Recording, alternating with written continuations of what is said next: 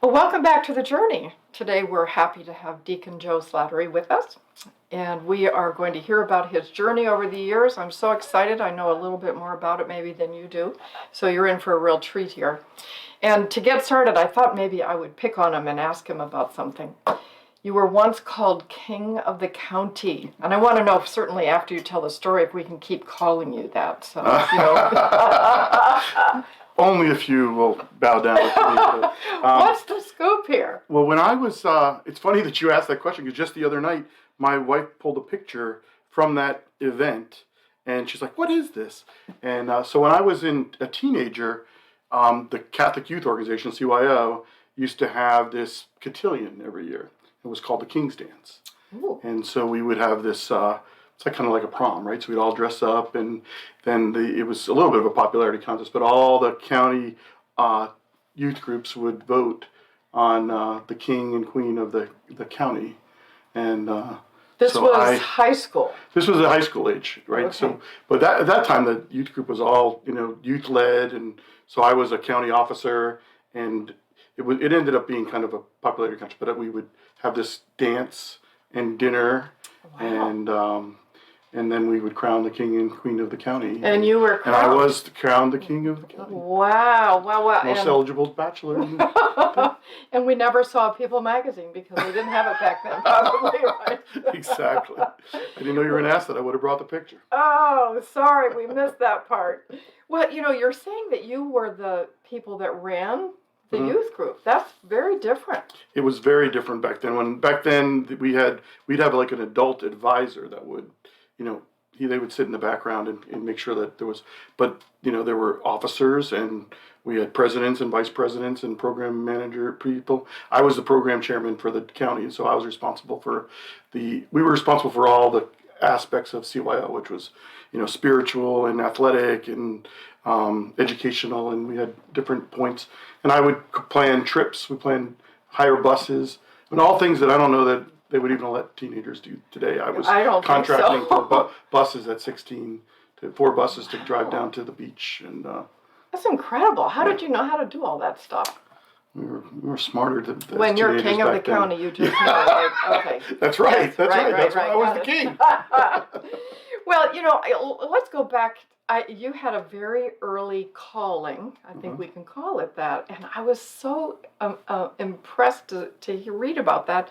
Tell us, you were in 6th grade? Is that when you feel like Yeah, it was it? about 5th and 6th grade. Okay. We, maybe even younger, but we used to go, my parents would send us to a Salesian overnight camp And for what 2 is weeks that? every summer.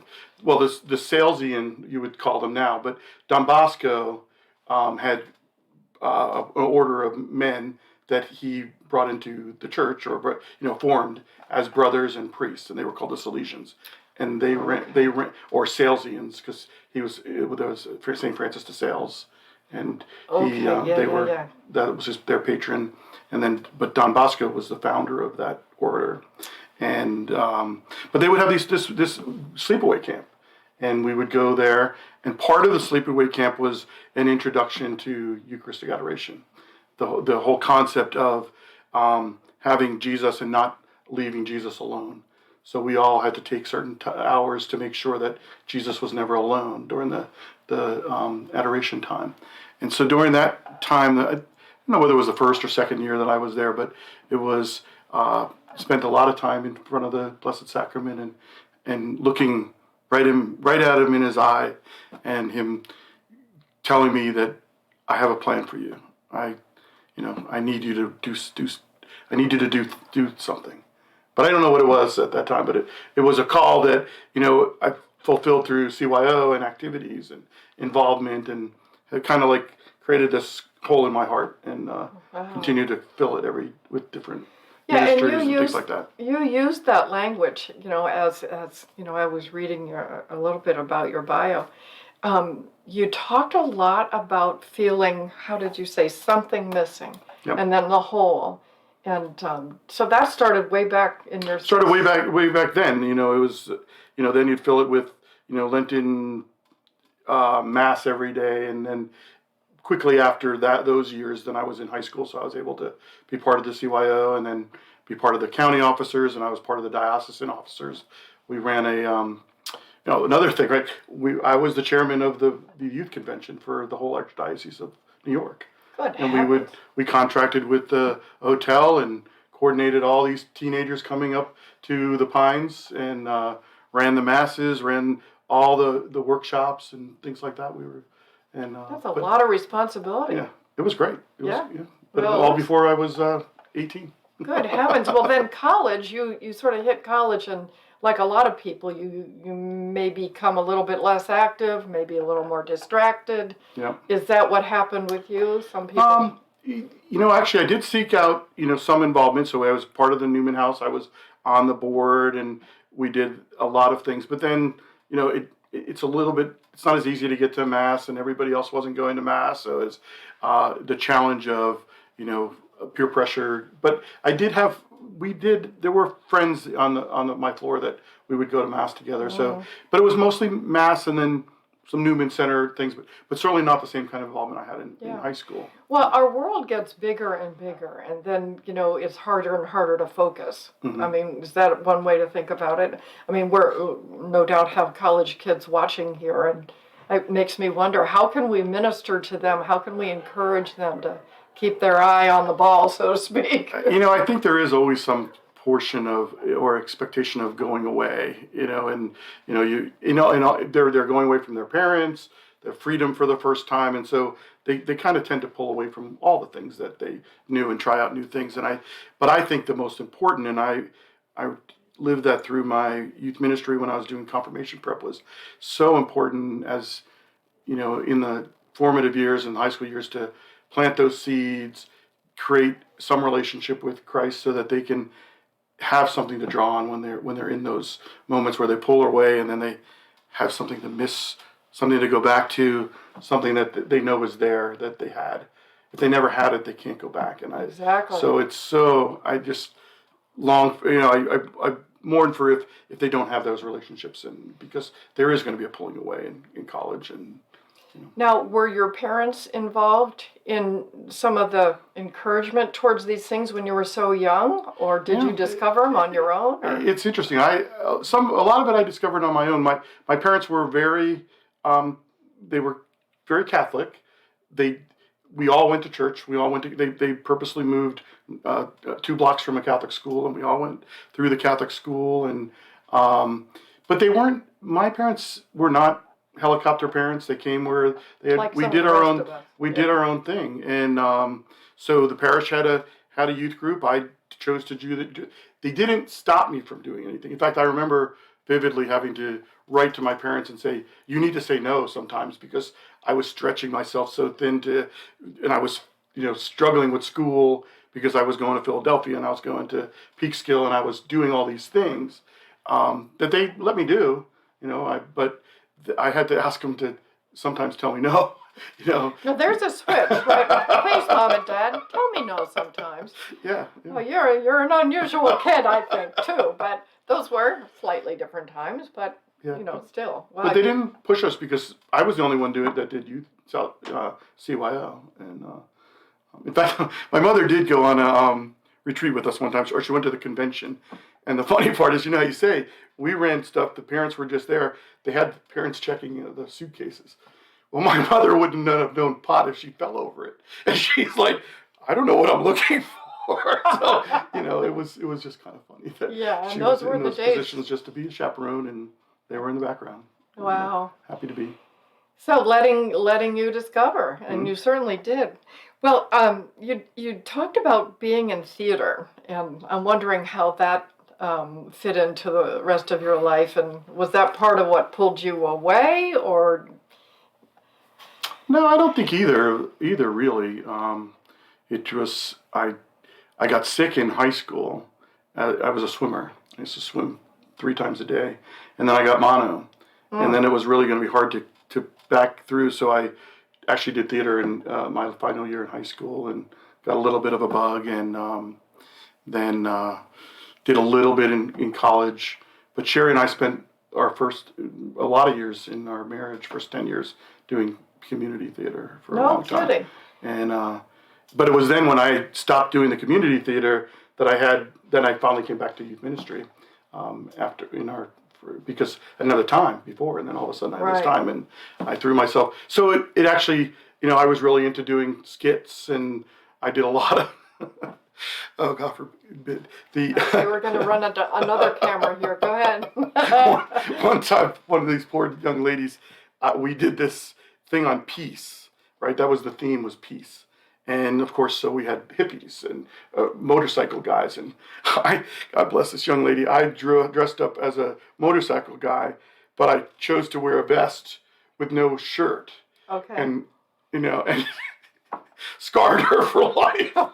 But it was those kind of things where the theater part of me was willing to just kind of put myself all out there, be silly, be embarrassed with the teenagers, so that they would see that I just loved them and I was willing to do anything for them. So well, that pairs very well with youth group, doesn't it? Yeah, I mean, sure.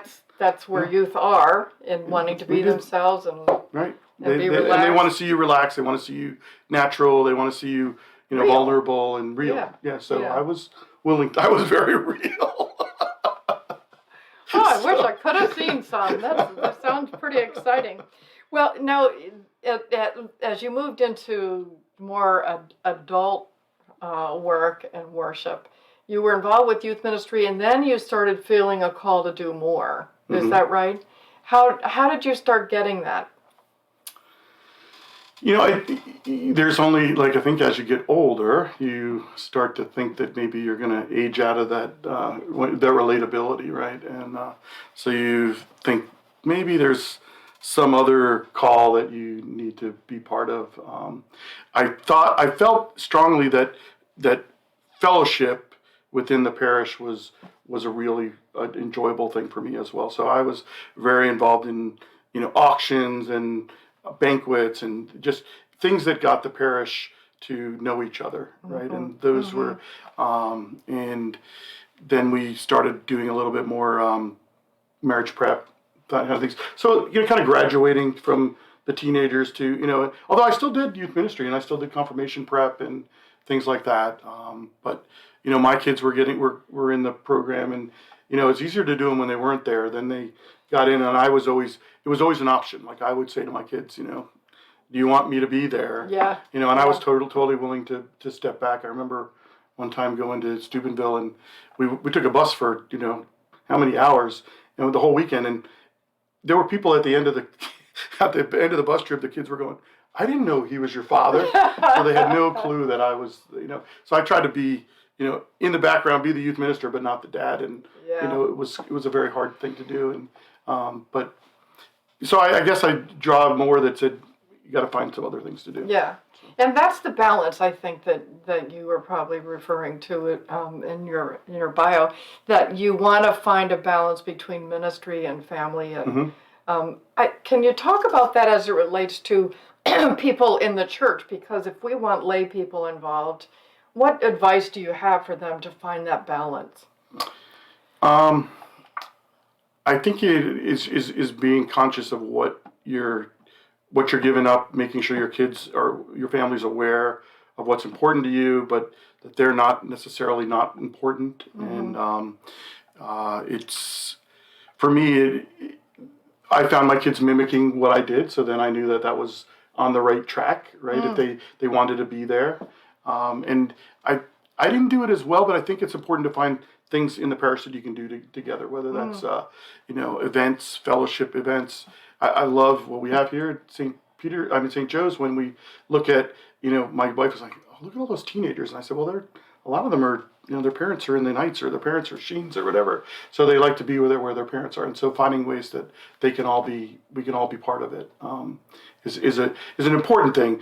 But also just witnessing to I think it's also though important to, and we've talked about this before, that your kids shouldn't necessarily think that the world revolves around them. Right. You should be revolving around God and figuring out how to put God in their lives. And so if they see, it's important for them to see that there's something else important to you, right? God, their mother, right? And then them, right? That they're all important, but there is a balance that they should strike as well. And I think in the church, it's important to do that, right? To bring them along, witness to them service, getting them a heart for service. A lot of my kids were actively involved in youth ministry. They were leading the retreats. They were involved in those things because they saw that it was important and they wanted to be there. So, Well, they were lucky to have you. I can imagine just life at your house. they tell a lot of stories about me. I'd like to hear some more. Well, there's another thing I wanted to mention, and that is that it seems sort of like a mission that you have in reading your bio. You're talking about the world. How did you say it? The world is getting more and more secular. Mm-hmm. And that's where your call to adults, I think, comes in, where you call, and I don't know if you're particularly talking to men or what, we are called to show each other how to live in a secular world. Do you want to say any more about that? Well, I think because it is becoming more and more circular, so it's very hard there's that constant battle of all the demands, all the temptations of the secular world, right? And where we think we can be happy. And I think it's important to witness to folks' true happiness of relationship, family. Has nothing to do with money, has nothing to do with things, right? It's living in relationship. And I think the biggest challenge, or for me, what's so important, is to show people that witness to a life of joy and with Christ within the secular world, right? And it's hard. It's hard to witness to it. It's hard for people to see it, and without people feeling like you're judging them, right? You don't want to judge them, but you want to show that there's an alternative, and that happiness can be found just within your own life. That's a wonderful way to say that. That there's an alternative to the many distractions and temptations that this world keeps producing. Right. Right. Well, I wanted to ask you about Dominic Salvio. Oh, well, now I asked Father John about it, and do you know about him? No. Oh, really? So I'm telling tales here, but who is he? He influenced you. Well, we need to get Daniel and Pedro working on the saints. But so Dominic Savio was actually a young boy that was befriended or taken under the wing of Don Bosco, and so he wasn't, but he was too young to be a Salesian. He was a young boy that was sick, but he had great faith, and he was in pain, and he, as a lot of stories about saints, you hear about their suffering, but he offered all his suffering up, and he was I read his bio young, and he was very prominent when I was at Salesian camp, and but just his just true faith and simplicity, and giving all of his suffering to God, and that for me was inspiring to say, we can put up with anything. We can, if we just give it to God and trust. And so that, from a very young age, was somebody that I've always looked to as a model to just, and it was, simplicity. His faith wasn't found in, grand gestures and grand rites and all those things. He just had a true devotion to Christ, true relationship with Christ. And in his suffering, he offered that up to God. And not that I've been very blessed not to have a lot of suffering, right? But even when when the people we always grew up with, offer it up, right? You think about saints like Dominic Savio, who didn't have the opportunity to grow up and be have a fuller life, but he had a full life in Christ, and he was very, very devoted. So he influenced you when I was young, very young. Yeah. Yeah. So the saints and their stories are really timeless. Yeah. I'm reading some right now, and it's amazing how relevant they are. And it sounds like they started you off on a really good journey. Yeah, they did. He did. The Salesians started me off on a journey of knowing God, living in community, just very simple fun, and then knowing that God would take your suffering away. And I think it was an important lesson for me to know that I could withstand anything, and but it's always hard, right? As we go up, we would want to be in control of everything, But if you draw back on that simplicity of, and that just simplicity of sacrifice and letting God be in control. That's a lesson that I always have to learn every day and remind myself of. Yeah, I think we all do. Well, Deacon Joe, what a treasure. We are just so blessed. Not much of a story. Oh, I think so. Really, it's a real precious story. And I hope that you all have been as blessed as I have to hear Deacon Joe's journey. And so we invite you to stay tuned for more. Thank you very much.